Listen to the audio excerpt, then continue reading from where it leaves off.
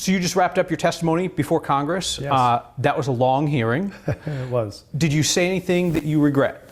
I didn't. I guess that's a good measure for success. No, I feel like all of our answers were clear and accurate. And we didn't get as many chances as we wanted to be able to make the case for what Denver does and why we think it's a good solution, but I felt like I answered all the questions accurately. Was there anything that you wanted to say that you didn't have the chance to say?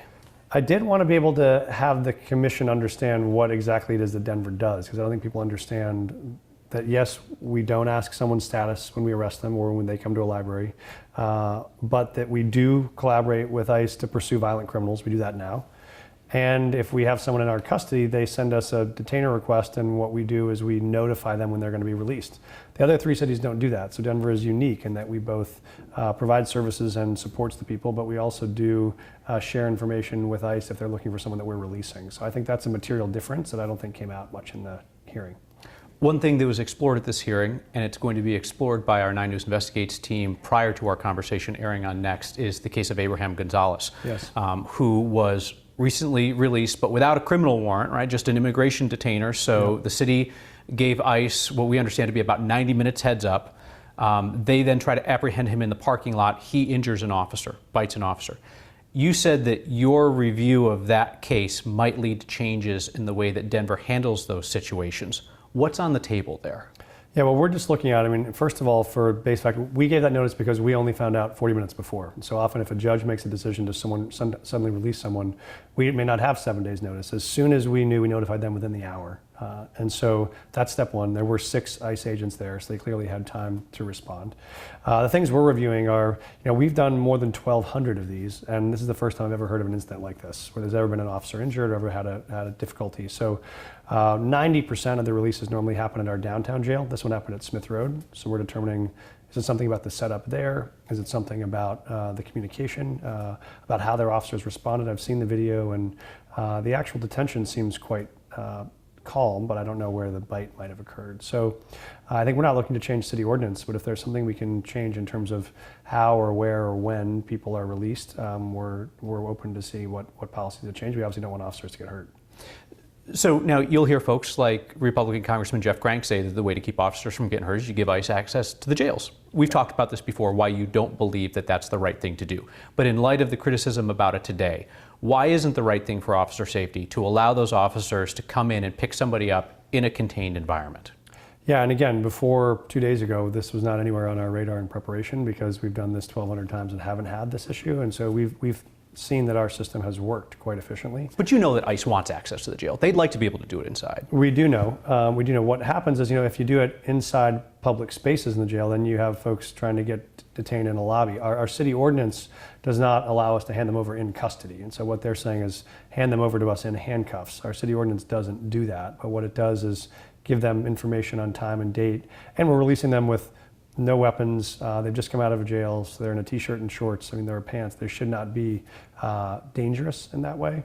So again, we think it's worked previously. If there are ways to improve that process within city ordinance, we're open to that.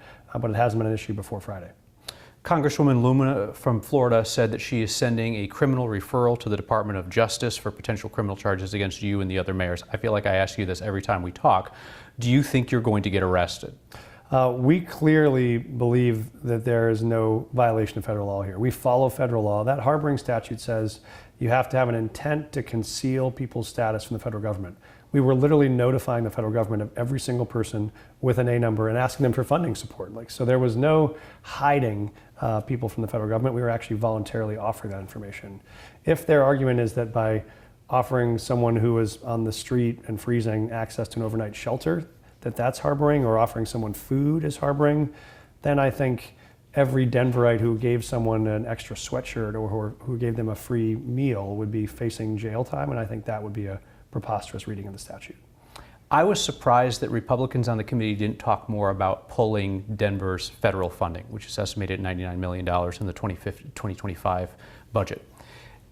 You have previously said that you'd be willing to go to jail if that's what it came to in a peaceful protest, if like the military was coming into the streets to pick people up.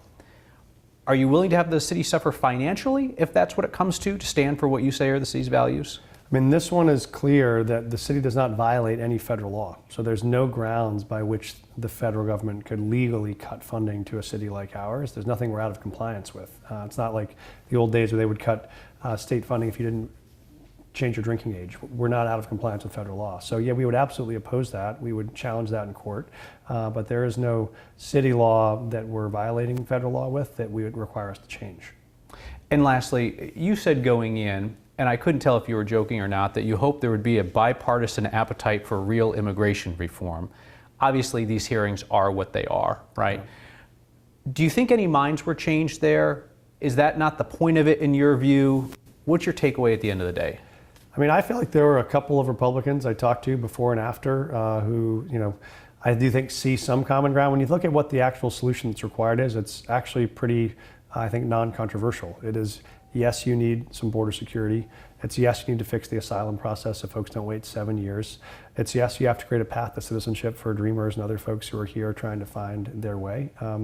And you ought to be able to create a system for how you welcome people across the country that's not just let the governor of Texas send them someplace. But those things are all solvable problems. And again, a year ago, 2 of the most conservative senators in the U.S. Senate had proposed a bill that would have done all this, and thought for sure it would have passed if it weren't for President Trump stepping in to kill it. And so I think if President Trump wants it, there's clearly a bipartisan deal to get done here, and I'm still hopeful it should. When you talk about that common ground, are you talking about Pete Sessions from Texas? I saw you guys had a sidebar afterwards. Yeah, Pete Sessions had some follow-up questions. I talked to the congressman from Wisconsin earlier.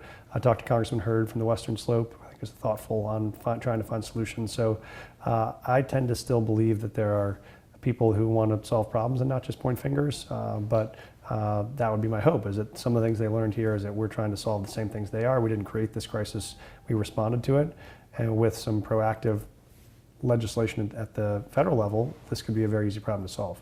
I lied about that being my last question. This is actually my last question. You talked about being dragged here before Congress. I mean, you came voluntarily, but you would have gotten subpoenaed as a waste of time and money and a distraction.